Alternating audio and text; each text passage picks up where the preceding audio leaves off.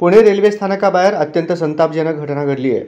एका माथेफिरूनं रेल्वे स्थानकाबाहेर असलेल्या महात्मा गांधी यांच्या पूर्णाकृती पुतळ्याची विटंबना करण्याचा प्रयत्न केला। माथेफिरूने महात्मा गांधी यांच्या पुतळ्यावर कोयत्याने वार केले आणि पुतळ्याची मुंडके उडवण्याचा प्रयत्न केला।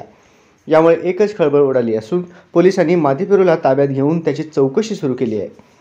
मिळालेल्या माहितीनुसार रविवारी रात्रीच्या सुमारास हा प्रकार घडला। केशरी रंगाचा कुर्ता आणि पांढऱ्या रंगाचा पायजामा घातलेल्या माथेफिरूने पुणे रेल्वे स्थानकाबाहेर असलेल्या महात्मा गांधी यांच्या पुतळ्याची विटंबना करण्याचा प्रयत्न केला। माथेफिरूने चौतऱ्यावर चढून पुतळ्यावर कोयत्याने वार केले। यामुळे एकच खळबळ उडाली। रेल्वे स्थानकाबाहेर उभ्या प्रवाशांनी हा प्रकार पोलिसांच्या निदर्शनास आणून दिला। त्यानंतर पोलिसांनी आरोपीला ताब्यात घेतले।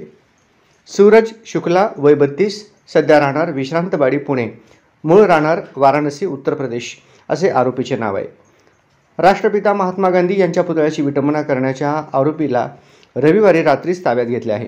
त्याची कसून चौकशी सुरू आहे। रंजन कुमार शर्मा, सहपोलीस आयुक्त पुणे शहर, पोलिसांनी माथेफिरूला ताब्यात घेतले असून चौकशी दरम्यान त्याने आपले नाव सूरज आनंद शुक्ला असल्याचे सांगितले।